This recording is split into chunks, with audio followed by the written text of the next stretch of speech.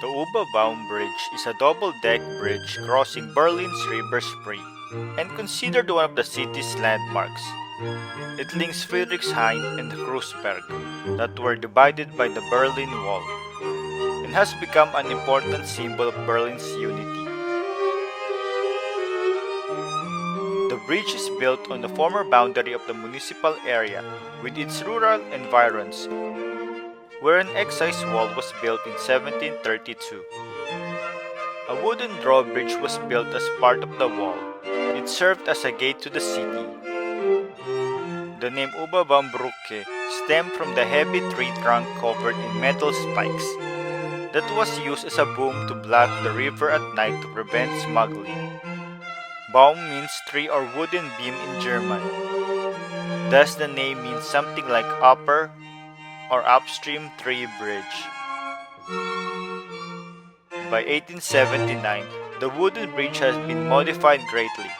At 154 meters, it was Berlin's longest bridge at the time, but was no longer adequate to the amount of traffic crossing it.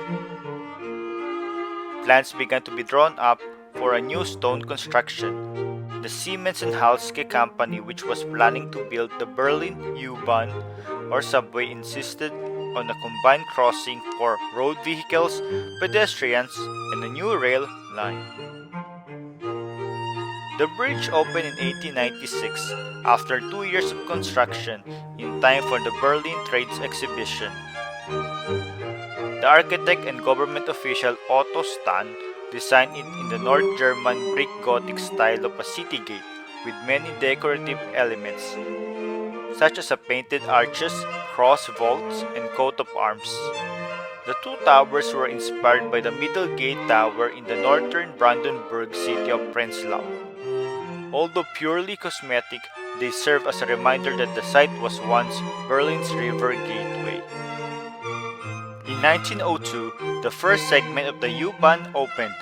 Its inaugural journey, carrying 19 passengers, ran from Strauder Tor at the eastern end of the bridge to Potsdamer Platz.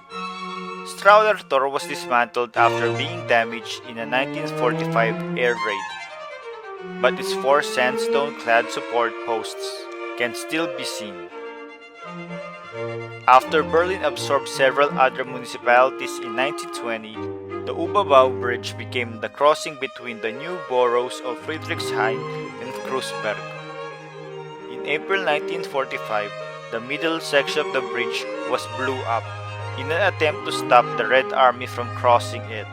After the war ended, Berlin was divided into four sectors. The Oberbaum Bridge crossed between the American and Soviet sectors.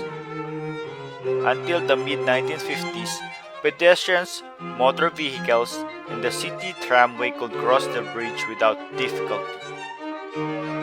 When the Berlin Wall was built in 1961, the bridge became part of the East Berlin's border with West Berlin, as all the waters of the River Spree were within the Friedrichshain limits. The East German fortifications extended up to the shoreline on the Kreuzberg side. As a result, the West Berlin U-Bahn line was forced to terminate at Schlesisches Tor. Beginning on December 21, 1963, the Oberbaum Bridge was used as a pedestrian border crossing for West Berlin residents only. 3 brief openings of the bridge occurred by the summer of 1966. A permanent opening for pedestrians came with the 1972 4-Power Agreement for Berlin. The towers were demolished in the 1970s. Since the border on the Kreuzberg shore ran along the Spree, several children from Kreuzberg drowned on the Oberbaum Bridge because rescue personnel from the west side could not reach them, and this was prohibited from the east side. So here are some of the stories of the people who drowned around the Oberbaum Bridge. Jenjaver Kantranji.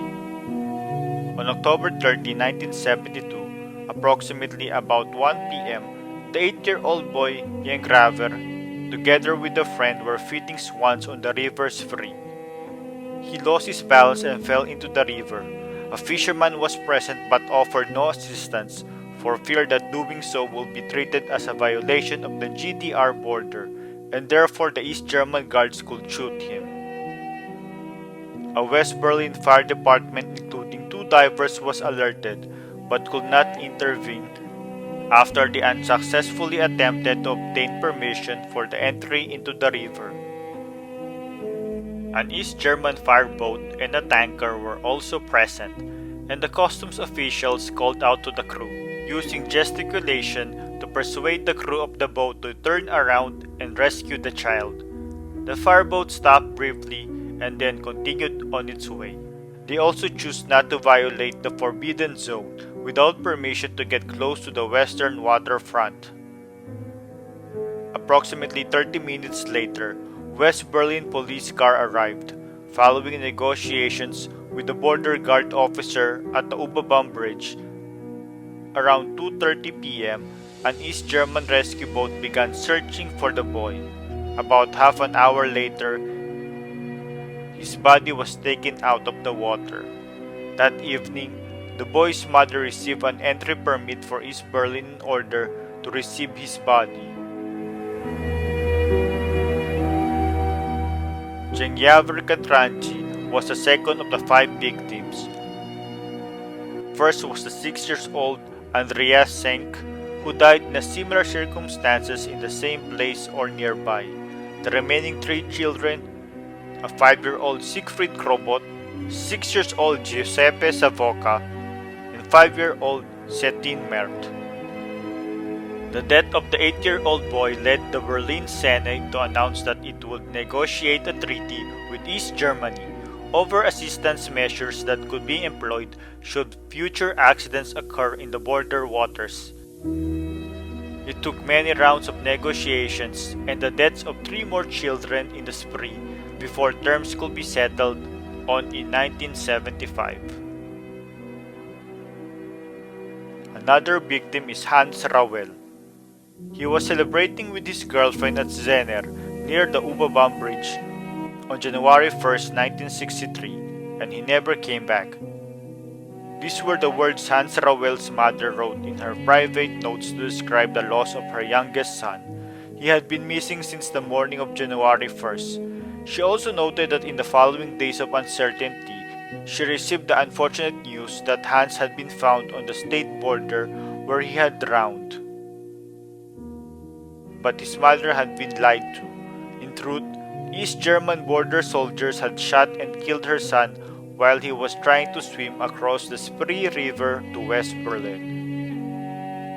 Udo Duulik. He was a good swimmer, which is probably why he risked escaping through the border waters on the evening of October 7, 1961. It was almost midnight when he approached the bank of the Spree River. He removed his jacket, pants, and shoes and jumped into the water. Border guards posted on the nearby bridge noticed the fugitive immediately. After they set off flares and warning shots, they fired their guns at him. Then the water police began to pursue him by boat. Udo swam for his life. He repeatedly dove under the water to avoid the bullets. West Berliners on the other side of the river watched the dramatic events and wanted to help the young man, but they could not go beyond the embankment wall because the entire width of the Spree River belonged to East Berlin.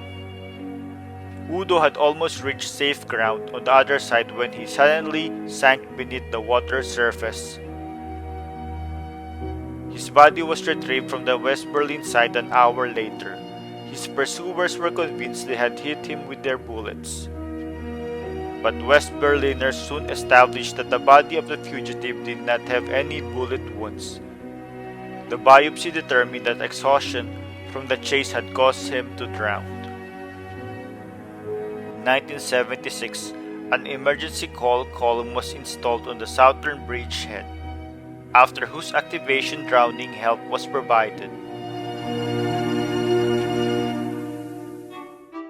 The coat of arms of the district Friedrichshain-Kreuzberg with the Oberbaum Bridge, which formed part of the Friedrichshain coat of arms since 1991, was also included in the coat of arms of the new Berlin district of Friedrichshain-Kreuzberg after the district merger. The viaduct, spans, and blockade were demolished in January 1992 and the spans rebuilt for the opening of the U1 line along the bridge in 1995. After the removal of the Berlin Wall in 1989, the German reunification the following year, the bridge was rebuilt and restored to the former appearance with the new steel middle section designed by the Spanish architect Santiago Calatrava. Reconstruction began in January 1992 with the war-damaged parts of the bridge rebuilt. It opened to pedestrians and traffic on November 9, 1994, the 5th anniversary of the opening of the Berlin Wall. The U-Bahn line to Warschauer Strasse station was reopened a year later. Since 1997, a neon installation entitled Stone, Paper, Scissors by Thorsten Goldberg has adorned the bridge. Its two elements are engaged in a constant game of rock, paper, scissors, suggesting the different immigration decisions both during the Cold War and for today's asylum seekers and poverty immigrants. In 2001, the Oberbaum Bridge no longer crosses a jurisdictional boundary. So even after this day, this wonderful, beautiful bridge still exists. From its creation, destruction, and reconstruction.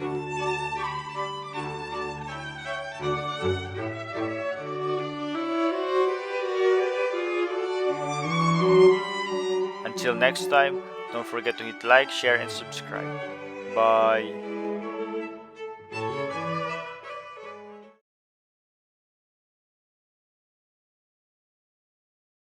So guys, if you like our videos, please subscribe to our channel and feel free to comment. Hit the bell, hit the bell, hit the bell, hit the bell. Come on guys, hit the bell.